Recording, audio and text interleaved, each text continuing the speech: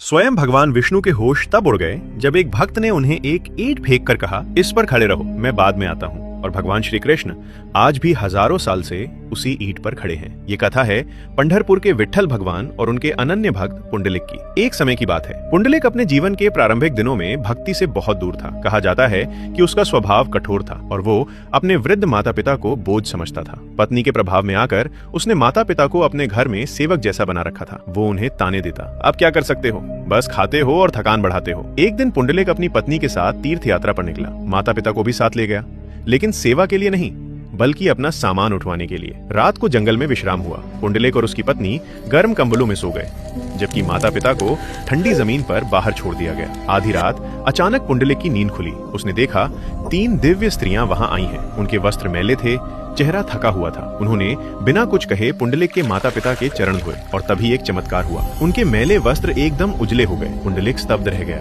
उसने हाथ जोड़कर पूछा, देवियों, आप कौन हो? हम गंगा, यमुना और सरस्वती हैं। पापियों के स्नान से हम मलिन हो जाती हैं, लेकिन इन वृद्धों की सेवा से हम फिर पवित्र हो गईं। ये सुनते ही पुंडलिक का हृदय बदल गया। जिस मन में अहंकार था वहां पश्चाताप भर गया।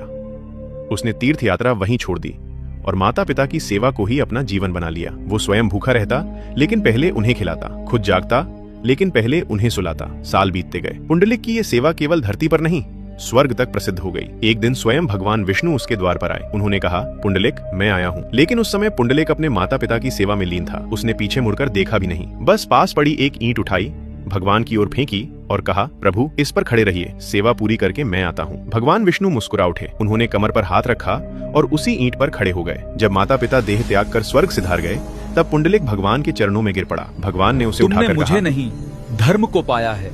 माता पिता की सेवा मेरी पूजा से भी महान है। मैं यहीं खड़ा रहूंगा ताकि संसार कभी ये न भूले। आज वही स्थान पंढरपुर का विट्ठल मंदिर है, जहाँ भगवान कमर पर हाथ रखे उसी ईंट पर आज भी खड़े हैं। जो भगवान को पाना चाहता है उसे पहले अपने कर्तव्य निभाने होते हैं। माता पिता की सेवा सबसे बड़ी भक्ति है। अगर ये कथा आपके हृदय को स्पर्श कर गई हो तो कमेंट में जय श्री कृष्ण अवश्य लिखें और ऐसी और कथाओं के लिए चैनल को सब्सक्राइब करें।